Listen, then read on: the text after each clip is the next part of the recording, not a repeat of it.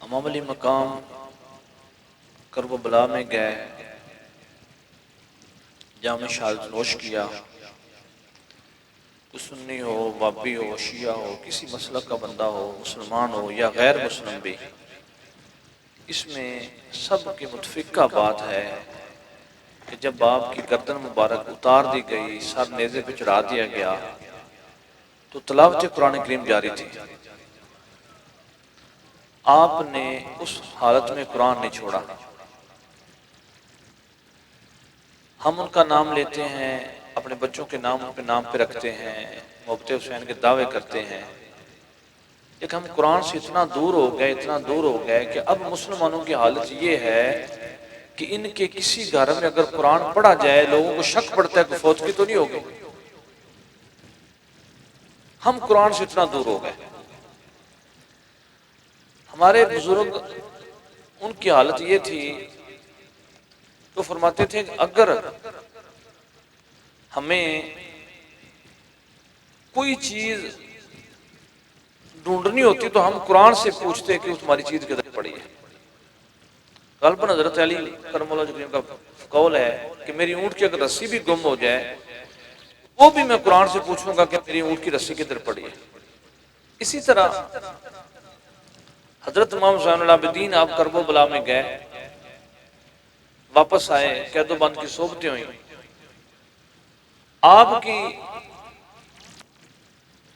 طبیعت ایسی ہو گئی کہ جدھر بھی آپ جاتے آپ کی آنکھوں میں آنسو ہوتے۔ آپ سے ایک دفعہ پوچھا گیا کہ اے زین العابدین، لوگوں کی شادیاں ہوتی ہیں، پوچھنے والے کون تھے؟ آپ کے صاحبزادے حضرت امام محمد باقر تھے۔ لوگوں کی شادیاں ہوتی ہیں، لوگوں کے گھروں میں خوشی ہوتی ہے، آپ کی آنکھوں میں آنسو ہوتے ہیں، اس کی وجہ؟ انہوں نے فرمایا بیٹا اگر سانیہ کربلا تو دیکھتا تیرا بھی شاید یہ عالم ہوتا۔ میں وہ لوگ دیکھے جن کی آنکھیں نبی کی آنکھوں سے ملتی تھیں، میں وہ لوگ دیکھے جن کے چہرے مصطفیٰ کریم کے چہروں سے ملتے تھے، میں وہ لوگ دیکھے جن کی چال نبی صلی اللہ علیہ وسلم چال کے مطابق تھی، بالکل بے نہیں وہی چال تھی، وہ میرے سامنے ذبح کر دیے گئے۔ لیکن بیٹا میری پھوپھی زینب میرے ساتھ تھیں، اس دوران سارے واقعات کے دوران ان کی فرضی بات تو فرضی بات، نفلی بات میں بھی کمی نہیں آئی۔ اگر وہ 200 نوافل پڑھتی تو 200 نوافل پڑھتی، اگر وہ ایک منزل قرآن پڑھتی تو ایک منزل قرآن پڑھتی۔ آج ان کے مقابلے میں ہم دیکھیں کہ کسی کا بچہ بیمار ہو جائے تو لوگوں کو جمعہ میں چھوٹ جاتا ہے، اور ان کے بچے شہید ہوئے تو فرض تو دور کی بات ہے، نفل میں بھی کمی نہیں آئی۔ آج ہمیں کردار حسین کی بڑی ضرورت ہے۔ امام علی مقام کرب و بلا میں جب آپ کا آخری وقت آپ جب نکلے، آپ نے ایک اعلان فرمایا ہے کوئی بندہ میری مدد کرے؟ میں حسین ابن علی بول رہا ہوں، میں نبی کا نواسہ بول رہا ہوں، میں علی کا بیٹا بول رہا ہوں، میں فاطمہ کا لال بول رہا ہوں، ہے کوئی بندہ میری مدد کرے؟ وہ سامنے تو سامنے یزیدی تھے۔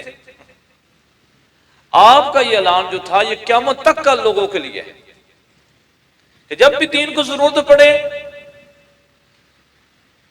دین کے اوپر مسئلہ بنے، تو جو بندہ حسین کی بات پہ لبیک کہے گا وہ دین کی خدمت کرے گا۔ امام علی مقام کا یہ فرمانا کہ ہے کہ میری مدد کرنا، وہ جو ان کا مدد جو ہے وہ کیا تھی؟ وہ یہی مدد ہے جو آج کل اس دور میں وہ لوگ کر رہے ہیں جو نبی صلی اللہ علیہ وسلم نموز کی بات کرتے ہیں، جو شریعت کی بات کرتے ہیں، جو شراب کو برا کہتے ہیں۔ جو آج میں کئی دفعہ اب حیران ہوتا ہوں، کئی دفعہ میرے فقیر کے پاس بندے تشریف لاتے ہیں ملاقات کے لیے، جو بتاتے ہیں کہ ہماری گلی میں 100 گھر ہے جی، 4 گھر ایسے ہیں جو سود کا کاروبار کرتے ہیں۔ کئی عورتیں مجھے ملی، کس کر میری ایک بہن سی، اس پہ میں نے سود لیا، اب گھر بھی چلا گیا، گھر کے برتنوں پہ سود مل رہے ہیں، 4 4۔ اور ہوتا یہ ہے کہ لوگ سود پہ پیسے لیتے ہیں، وہ چھوٹے چھوٹے پیسے دیتے ہیں، 30,000 دیتے ہیں، 25,000 دیتے ہیں، 50,000 دیتے ہیں، لاکھ روپیہ دیتے ہیں، بڑے وہ کہیں گے جی یہ لاکھ روپیہ آپ لے لیں اور آپ اس کا یہ کاروبار کریں گے، آپ کو اتنے پیسے ملیں گے، آپ صرف ہمیں ہر مہینے کا جو ہے وہ 10,000 روپیہ آپ نے دینا ہے، 15,000 دینا ہے۔ بعض بندے 25,000 اور 35,000 لاکھ روپیہ ایک مہینے کے 35,000 روپیہ سود دیتے ہیں۔ اب ایک بندہ سود دیتا ہے، اب وہ کئی دفعہ وہ بندے کا بجلی کے بل آ گئے، معاملات بنتے ہیں، وہ بیچارے دے نہیں سکتے، اب اسی محلے میں دوسرا جو سود والا ہوتا ہے وہ کہتا ہے جو میں دے دیتا ہوں، اس سے سود لیا، اس کی قسط بھی دی، اب قسطیں ہوگی 2، اب پھر کبھی حالات بھی ایسے آگے پیچھے ہوئے، کوئی مسائل بنے، اب تیسرے سے سود لے لیا، چوتھے سے سود لے لیا، ایک ہی گلی میں۔ اب کیا ہوتا ہے، وہ بندہ کبھی کسی نمبردار کے پاس جائے گا، کبھی کسی پیر کے پاس جائے گا، کبھی کسی اور بندے کے پاس جائے گا، اس کو کہے گا یار میں بڑا تنگ ہوں، میں نے قسط دینی ہے، خدا را مجھے کچھ نہ کچھ دے دو۔ اور پھر وہ ایک دفعہ ہوتا ہے، 2 دفعہ ہوتا ہے، قسطیں تو اب وہ رکتی نہیں ہیں۔ اب کیا ہوتا ہے، وہ رات کے سناٹے میں ایک رکشا کرواتا ہے، وہاں پہ اس کی بیوی کو بٹھاتا ہے، بچوں کو بٹھاتا ہے، 2 منجیاں لیتا ہے، وہ بیچارہ نکل جاتا ہے۔ اب کوئی بندہ، کون بندہ آواز اٹھائے گا کہ یہ سود حرام ہے؟ ایک جگہ پہ ایک بندہ سود والا بیٹھا تھا، تو میں نے سود کے خلاف تقریر کر دی، گفتگو کر دی۔ مجھے دوستوں نے بتایا کہ جب آپ دعا مانگ رہے تھے اس نے ہاتھ نہیں اٹھائے۔ سود کا چھوٹے سے چھوٹا گناہ یہ ہے کہ اپنی والدہ کے ساتھ زنا کرنا ہے۔ کریم نبی فرمایا کہ وقت آئے گا اگر گھر میں سود کی ہانڈی نہیں چڑھی تو دھواں ضرور پہنچ جائے گا۔ آج اس دور سے میں بھی گزر رہا ہوں، آپ بھی گزر رہے ہیں۔ ہم یہ حج پہ بھی جانے ہیں، وہ بھی پیسے جمع کرانے ہیں، عمرے پہ جانا ہے، وہ پیسے جمع کرانے ہیں۔ بجلی کا بل پیر نہ دے، مرید نہ دے، مفتی نہ دے، علامہ نہ دے، کوئی نہ دے، اگر اس میں بل لیٹ ہو گیا اس پہ اس کو سود آ جائے گا۔ ہمارے معاملات اتنے بگڑ گئے ہیں کہ آج اب اس نظام کے خلاف کون بات کرے؟ کتنے لوگ بچارے ہیں وہ گھر ہونے کے باوجود پکی واس ہو گئے، پکی واس ہو گئے، سود سے ڈرتے ہوئے۔ ہمارے ایک دوست ہیں، ان کے پاس ایک عورت آئی، اس نے کہا جی مجھ پہ قرض ہو گیا ہے 1.5 لاکھ روپیہ۔ لیا کتنا تھا؟ 50,000 روپیہ، بڑھتے بڑھتے 1.5 لاکھ ہو گیا۔ کیوں لیا تھا؟ اس نے کہا کہ بچی کی شادی کرنی تھی۔ اچھا، اس نے دوسرے تو میں کر لیا سارا، بچی کے جہیز کا کر لیا، اب بچی کو روٹی دینی تھی، اس کے لیے پیسے نہیں تھے۔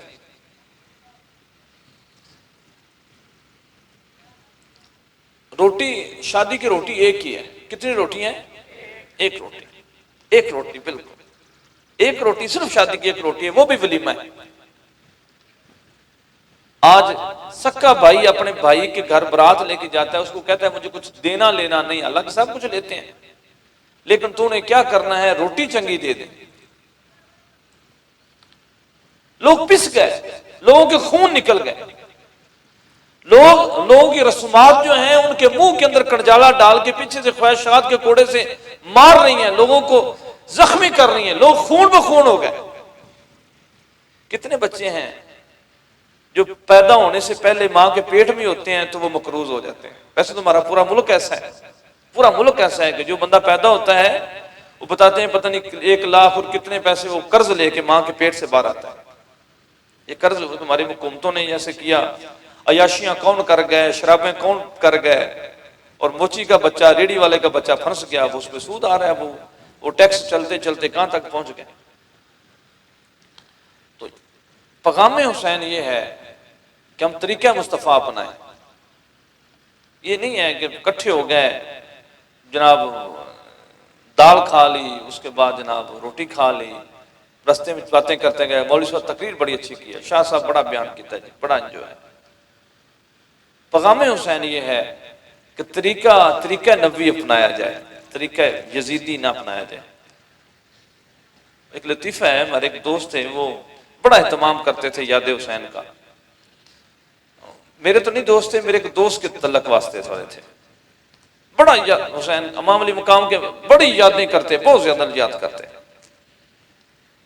لیکن قدرتی طور پہ ان کے سارے کام یزید والے تھے. ایک دن وہ گاڑی میں بیٹھے، ایک بندے نے پوچھا یزید کرتا کیا تھا؟ انہیں تیرے نہیں پتا یزید کی کرتا تھی؟ وہ بڑا شرابی سی،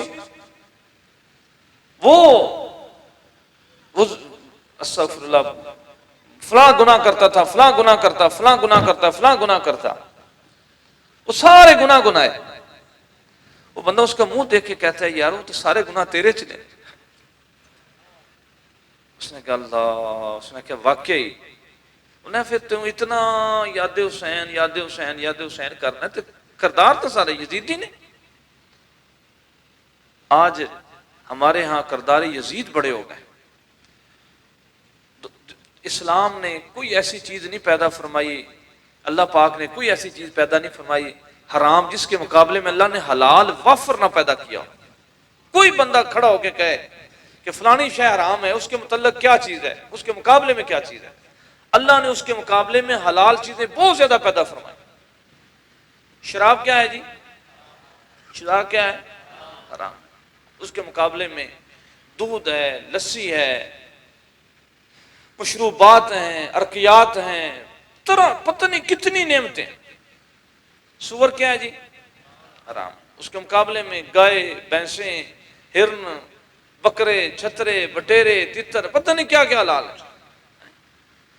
ہر شے کے مقابلے میں اللہ پاک نے حرام کے مقابلے میں حلال بہت زیادہ پیدا کی. لیکن آج ہم نے حلال کو چھوڑ کے حرام کی طرف ہم منتقل ہو گئے، ہمارے نظریات حرام بن گئے. ہمارے منڈی فیض آباد میں ایک بندے نے قرض لے لیا، سود لے لیا، کافی زیادہ، بہت زیادہ سود لے لیا کاروبار بڑھانے کے لیے. تو جب سود لے لیا تو اس سال گھاٹا پڑ گیا. اب سود بھی چڑھ گیا، گھاٹا بھی پڑ گیا. وہ اپنے گھر کے دروازے کے سامنے کھڑا ہو کے لوگوں کو پوچھتا تھا میرا گھر کدھر ہے. جو قیامت والے دن ہونا ہے نا، وہ ان کو ایسے آئیں گے سود خور جیسے کہ اس کو جنات نے چھوا ہوتا ہے. وہ دنیا میں ایسا ہو گیا. اسی طرح آج ہمارے معاملات دیکھ لیں. کراچی میں ایک بندہ، اس کا بیٹا کسی بندے کو مذاق کیا، کوئی ان کا رشتہ دار تھا، اس کو اس نے مذاق کیا، تانا دیا. تانا سے بچا کریں، تانے سے بچا کریں. رسول مقبول صلی اللہ علیہ وسلم نے فرمایا کہ جب بندہ کسی کو تانا دیتا ہے، مثال کوئی بندہ چوری کرتا ہے تو دوسرا بندہ اس کو وہ چوری سے توبہ کر لیتا ہے، اس کو سزا مل جاتی، توبہ کرتا ہے کہ میں توبہ. اب کوئی بندہ تانا دے اس کو پھر چور کہے تو حدیث پاک کا مفہوم ہے اتنی دیر وہ مرے گا نہیں جتنی دیر تک وہ بھی چوری نہیں کر لے گا. تانا، تانا سے بچا کرے. تانا، ہمارے ایک بندے کو میں جانتا ہوں، اب فوت ہو گیا. اب ان کا نوکر تھا تو اس کی ایک آنکھ نہیں تھی. وہ جب جاتا او کانیا او کانیا کانیا اس کو کہے. ایک دن اس نے کہا کہ چودھری میں نے انجن آکھیا کر. انہیں جو تو ہے گا ہی کانا ہے تو پھر تنہوں کی آکھا کرا کہ تیریاں دو اکھا نے تو ہے گا ہی کانا ہے. وہ چودھری کہتا ہے کہ میں اس وقت یہ بیلوں کی ہوتی تھی، یہ بیل ہوتے تھے، ٹگے ہوتے نا، ٹگے ہوتے سن، انہیں حل وارتے سن. اس کے حل کیوں ہوتی تھی؟ اس کو پنجالی کہتے تھے ہم. پنجالی کے ساتھ ایک کلی ہوتی تھی، ارلی کہتے تھے غالباً اس کو. وہ ارلی کے ساتھ آگے ایک ٹہنی لٹک گئی، آڑ گئی، پیچھے اس کو جوگ کہتے تھے. دو کٹھے اس کو کہتے تھے جوگ. پرانے تو سب بندوں کو پتا ہے، بچوں کو شاید نہ پتا. اس کو جوگ کہتے تھے. وہ جوگ جو تھی اگلی جوگ جا رہی تھی، وہ کلی سے ارلی کے ساتھ اڑ گئی. وہ ککر تھا چھوٹا، کرکوٹا اس کو کہتے ہیں ہم. وہ کرکوٹ آگے گیا، وہ کلی ٹوٹی، وہ جو ہے وہ چھڑی ٹوٹی تو وہ سیدھی آ کے چودھری کی آنکھ میں لگ گئی. وہ جب وہ نکالنے لگے تو وہ جو کانٹا تھا اس کا کنڈا وہ اندر رہ گیا، ٹوٹ گیا. اب اس وقت ہمارے گاڑیاں گوڑیاں نہیں ہوتی تھیں.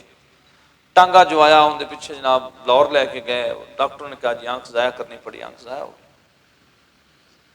اس لیے ہمارے صوفیہ میں بھی کہتے ہیں کہ تانا نہ دیا جائے، کسی کو تانا نہ دیا جائے، تانا ڈرا جائے، ڈرا جائے.